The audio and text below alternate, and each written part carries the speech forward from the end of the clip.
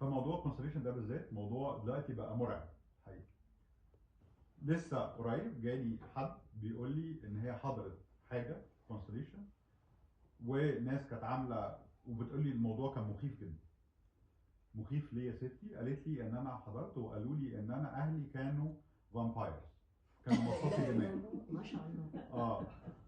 فاحنا عدينا مرحله ان انا معمول لي عمل، ومرحله ان انا في اشباح وارواح وحاجات زي كده، ومرحله ان انا اهلي كانوا بيتوقدوا فعشان كده انا بكره الرجاله، الستات كانوا بيتوقدوا الستات وبكره الرجاله، لمرحله ان دلوقتي بقى في فامبايرز وحد تاني قال له ان اهله جايين من مش من كوكب الارض.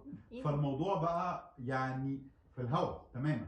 فهي دي القصه ان الكونستليشن دلوقتي بقت للاسف بقى فيها كميه كبيره من، عايز اقول يعني في كميه كبيره من الكلام اللي ما فيش ليه اي سبستنس وبيتحط تحت مسمى الكونستليشن.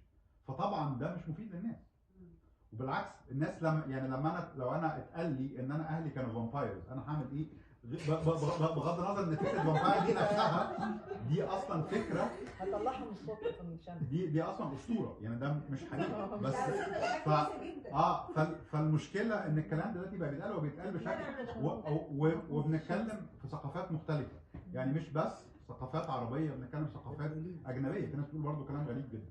فعشان كده دلوقتي الكونستليشن انا بقيت خايف على الكونستليشن من كتر ما كميه الكورسات اللي اتعملت، فاي واحد بقى بيحس ان هو شايف مش عارف ايه او اتفرج على فيلم فبيقول ان هو جات له الداونلودز ان انت اهلك عاملين كذا كارثه.